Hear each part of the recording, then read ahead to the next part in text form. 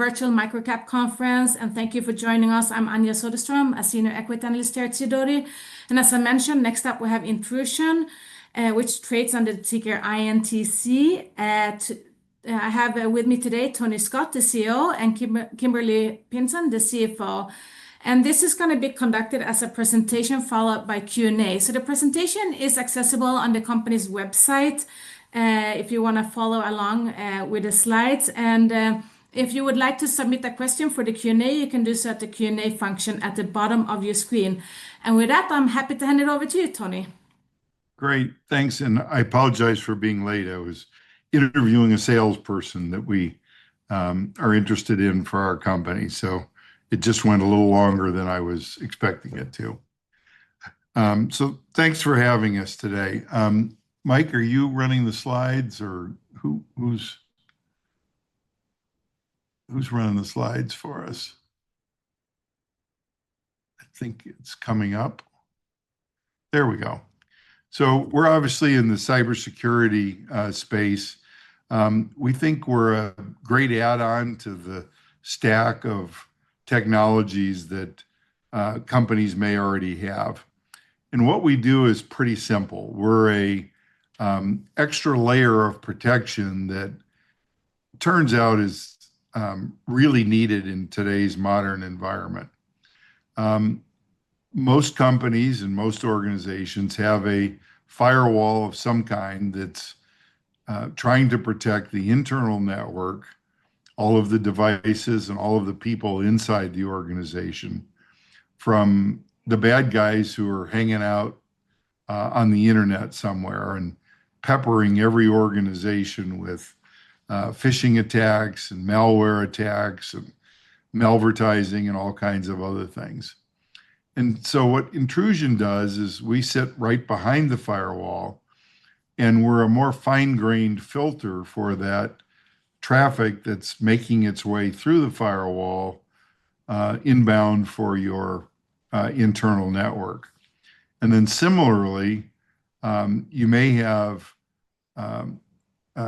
conversations or network connections that are started by devices or people inside your network bound for bad places on the internet. And we also look at that traffic. So that's what we do. We're this more fine-grained filter.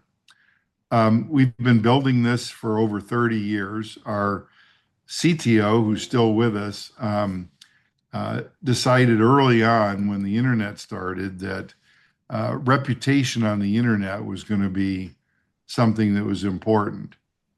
And so since the beginning of the internet, we've been collecting information about good and bad actors on the internet and who they associate with and the techniques and processes they use to try to compromise people with an internet connection. And so our database today is over 8.5 billion IPs that has this history of IP addresses and host names and so on. And our competitors, by comparison, tend to have a much smaller set of these things, although most cybersecurity companies have some form of this they call their blacklist, but ours is significantly bigger. All that really means is that there's a much greater chance that we're going to catch something bad coming into your network or a connection that maybe somebody inside your environment is trying to make with a bad place outside. So the company started in 1983. We were building secure networks for the government. And that morphed into a government consulting business over time. We launched our first Shield commercial product in mid-2021, and I joined in the fall of 2021. And then more recently in 23 and 24, we introduced additional capabilities for the cloud and for endpoints. The first product was just an appliance that would go in the data center. And in 25, we were fortuitously able to take advantage of a big bump in the marketplace, and we now are debt-free. We have a great balance sheet and cash in the bank, and we're now poised for long-term sustainable growth.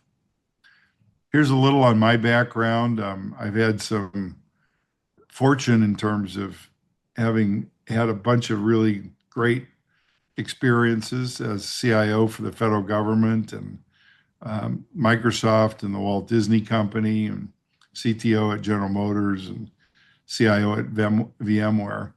And the reason I'm here and the reason I decided to join Intrusion is as CEO is I thought it was the most unique capability I'd ever seen in cybersecurity.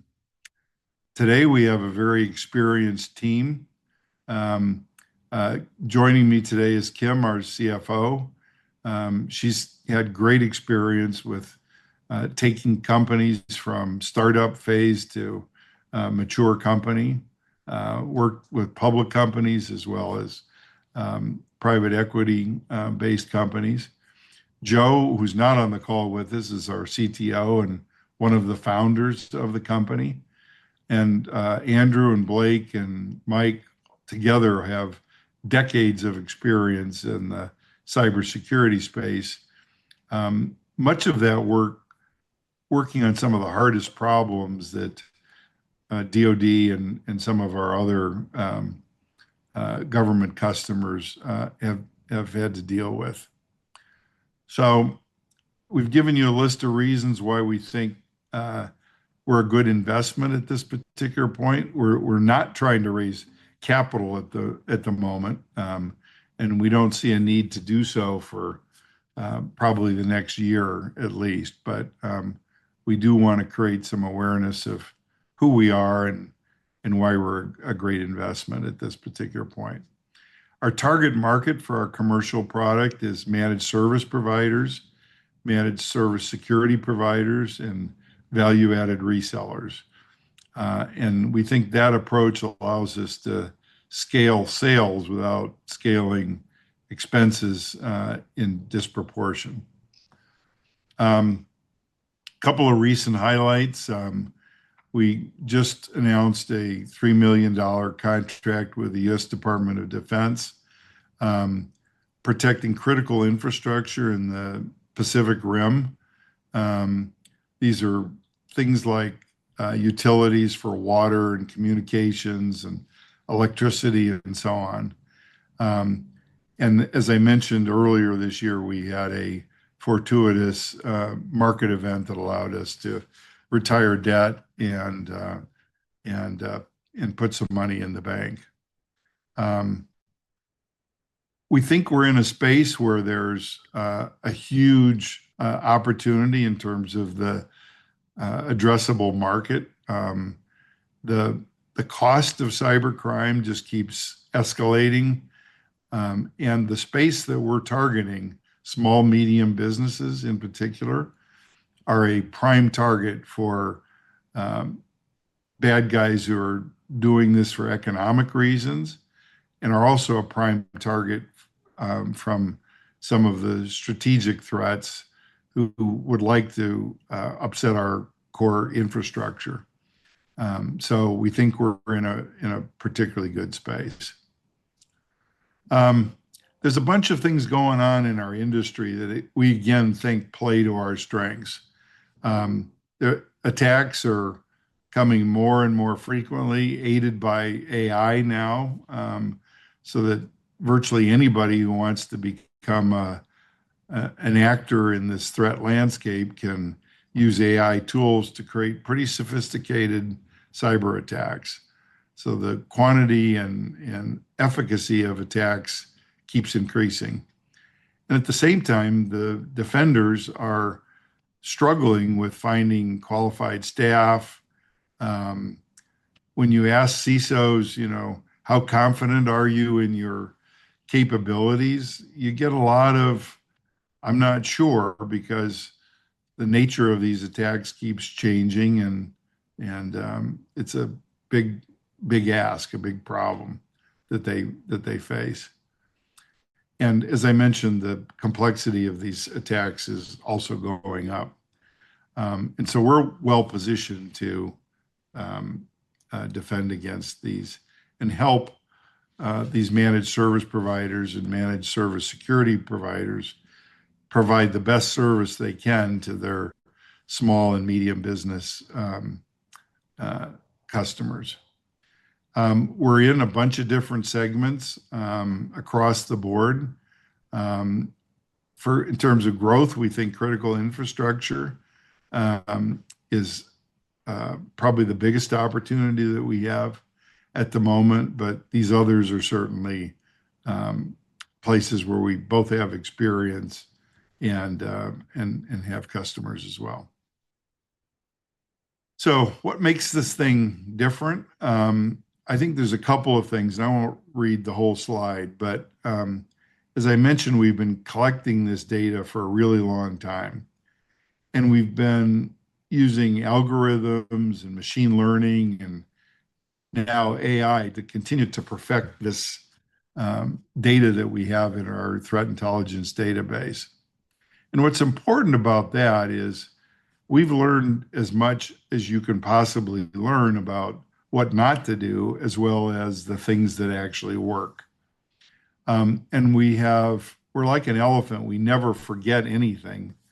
And what you'll find in competitive products or theoretically competitive products is their memories are typically about 3 or 4 years old, and they've devalued the information and the threats that are somewhat older than that.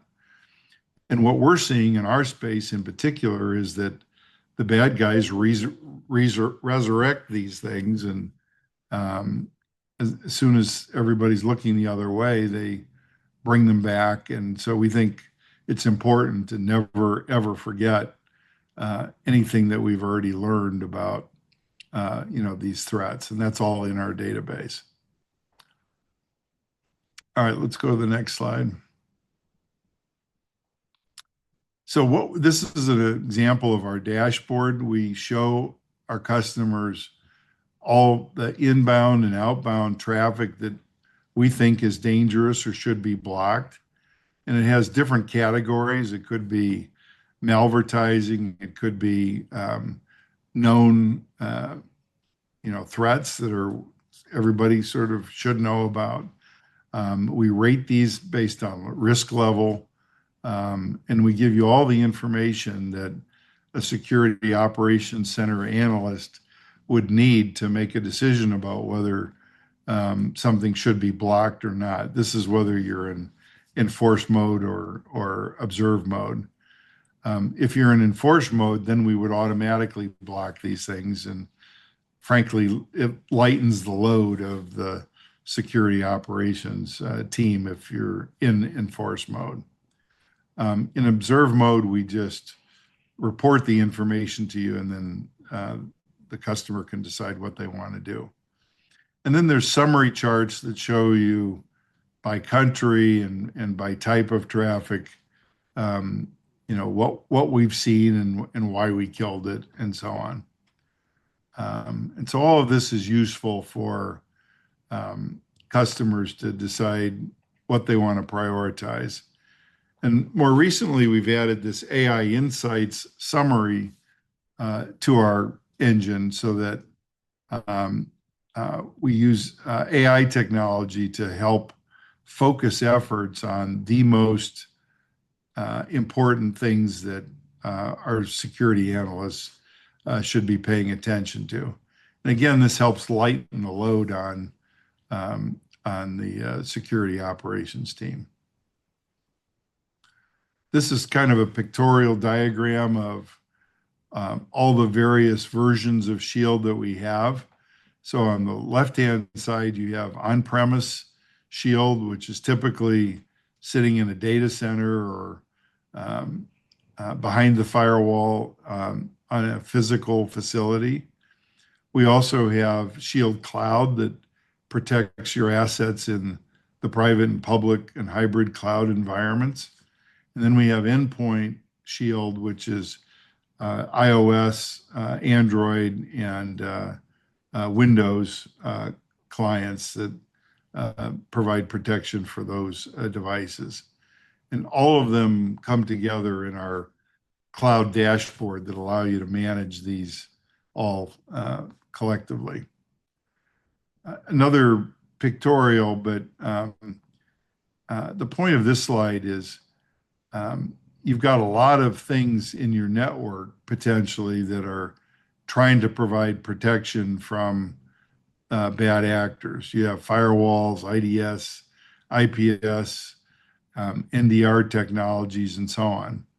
And yet, in case after case, what we see when we put Shield on somebody's network is there's a whole bunch of things that all of these technologies miss that are potentially harmful if they get into your network. And then uniquely, one of the things that we do is we also look at, I mentioned before, outbound traffic. And in today's world, there's a bazillion different ways that things inside your network can get infected. It doesn't have to come in from the internet. It could be equipment that's already shipped with bad stuff in it. It could be employees bringing devices in and plugging them into the network, and a host of other things. But eventually, bad things inside your network that are infected and want to make a call home to a command and control server somewhere on the internet. And those are the things that we're exceptionally good at blocking. So that's kind of a summary of what we are and what we do, and happy to take any questions. Thank you, Tony. It was a good overview. And to the audience, if you have a question, you can submit it in the Q&A function at the bottom of your screen. So I'll kick it off with a couple of questions here. So Tony, you said you joined the company a couple of years ago. What led you to join Intrusion, and what was sort of your vision when you joined? Well, I joined because as soon as I was exposed to what Intrusion was doing from a cybersecurity perspective, I thought it was the most unique, impactful thing I had seen in a really, really long time. And my recent history before that is I had been acting as a front end for some family funds and so on who were interested in investing in early stage startup, technology in the cybersecurity space. And when I saw Intrusion, I thought this was the most unique thing I had run across in a couple of years.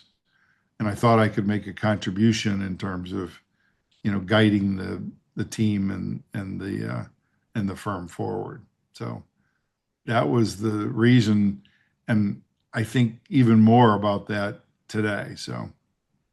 Yeah, and you recently reported your results. You had very strong, another quarter, very strong revenue growth. And how sustainable is that trajectory, you think? And also, it seems like it's very heavily weighted towards the defense and government. And what steps are you taking to sort of diversify your customer? Yeah. Set? So hidden behind the numbers is historically much of our government revenue was what we call consulting work, where we use some other tools that we have other than Shield, along with people with high security clearances to do forensic work and investigative work for DoD and the intelligence community, all based on the same IP that I talked about earlier. But these other tools came with labor and analysts and so on. When we created Shield, we wanted a technology that anybody could install and didn't require this heavy, analyst presence to do the work. So the way I think about our business today is we have this great history with DoD and we continue to do that work. I view it as sort of free R&D because we're working on some of the hardest problems the government has. Um, but we can take what we learn there and build it into the commercial product. And that's the piece that we think has the biggest opportunity for growth. And so more and more of our, demand gen and sales work and so on will be focused on Shield because we think that has the biggest potential. So have you had to make any changes then to your go-to-market or sales Yeah, team or? for sure. Yeah. We're going to be at AWS Marketplace. We are in beta form today, limited beta, but shortly will be a publicly available in Amazon Marketplace, and later this year we'll be in Azure Marketplace. We think that's got big legs. And then we're also licensing our technology to other solution providers who embed intrusion technology in their ultimate solution. And we think that's got great potential as well. So, got a lot of different irons in the fire, but these all look to us like, great opportunities to, ramp sales in a inorganic sort of way. Yeah. Um, and in terms of the revenue, what level do you need to get break even? It's a common question here.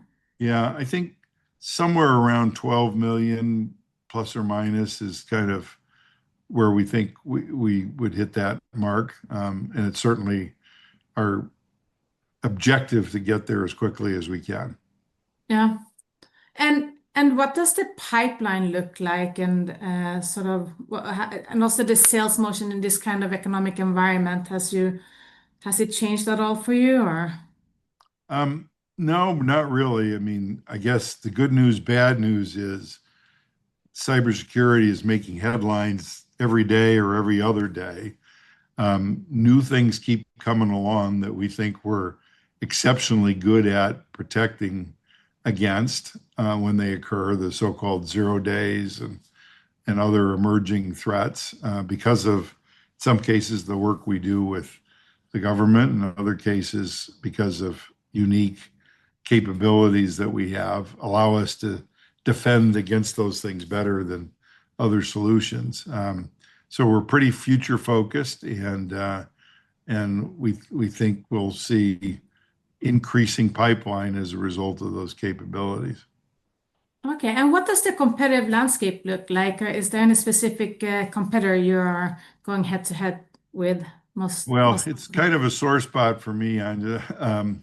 Everybody confuses us with a firewall to start with because it kind of sounds like we walk like, talk like, quack like a firewall, if you get the reference. But we're not really a firewall. We don't tell people get rid of your firewall. We think of ourselves as a extra layer of protection that gives you protection above and beyond what you get with just a firewall in place or with just some of the other technologies that you have.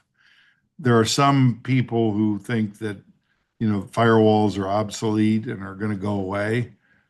We don't think that's the case, but we do think you need to supplement firewalls with other technology because most networks are getting more and more complex. You're hooked up to customers, suppliers, go-to-market partners, your bank. You're hooked up to everybody on your network. There's not one door in or door out anymore as it used to be.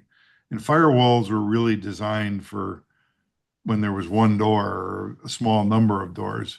But now we got windows and vents and all kinds of other things that are places where things can come in and go out that we need to protect. And we think we're well suited to help in that more complex environment. So is that a very unique then, or are there other players that do the same thing as you, or that works as a complement to the firewall guys? Yeah, yeah. I think there are pieces, but we haven't been able to find anybody who's reputation based like we are. Most other technologies, even if they have, say, endpoint or cloud properties or appliance like we do, rely on some sort of known footprint or signature or something that's relatively easily identifiable. It's kind of like, I use the analogy, but if the police only were hunting for people that were known criminals, their faces on the FBI 10 most wanted list, they wouldn't be very good at their job. Um, and a lot of cybersecurity technology is that way. It's protecting against known bad, easily identifiable adversaries. And the problem is the bad guys have gotten a lot better at hiding their identities and obfuscating the methods and tools that they use.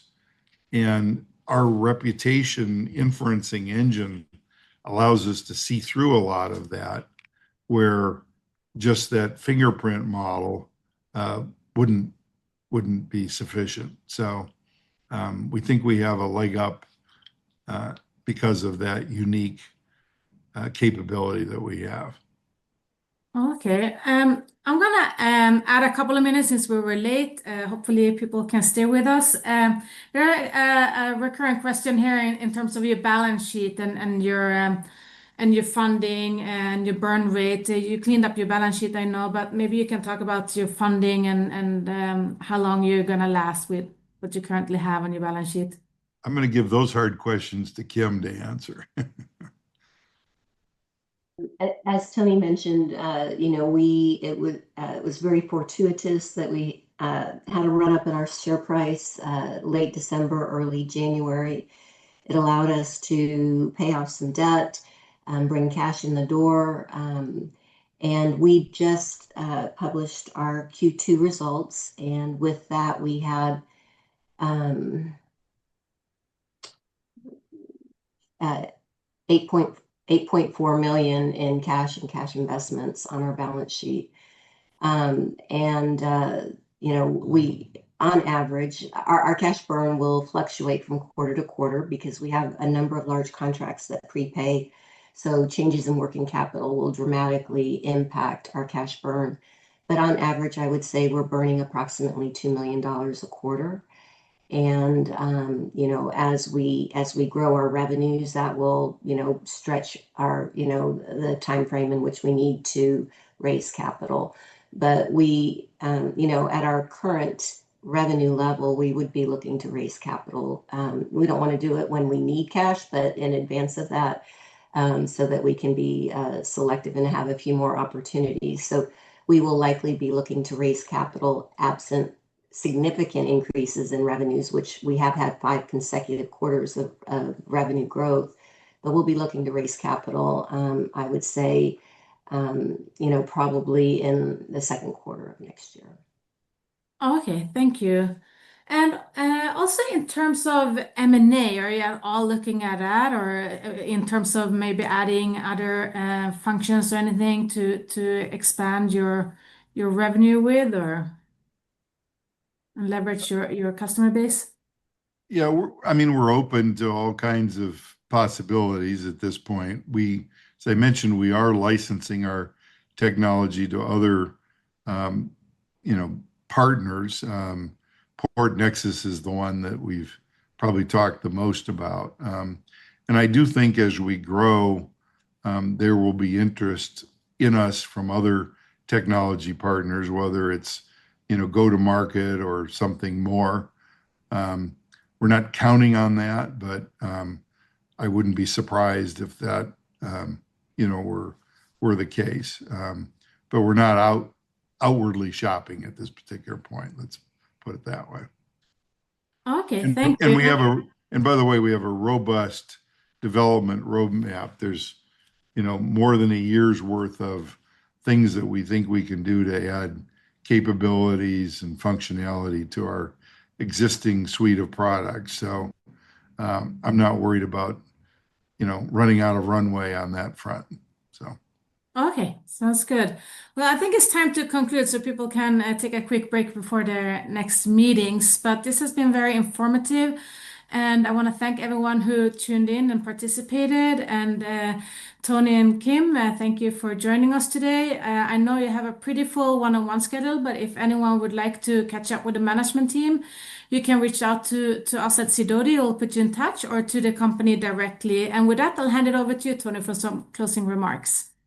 Great. Well, thanks, everybody. I appreciate the time you've spent with us. We're happy to have contact or answer any other questions that we might not have gotten to. But thanks, Anja, and we'll talk to you soon.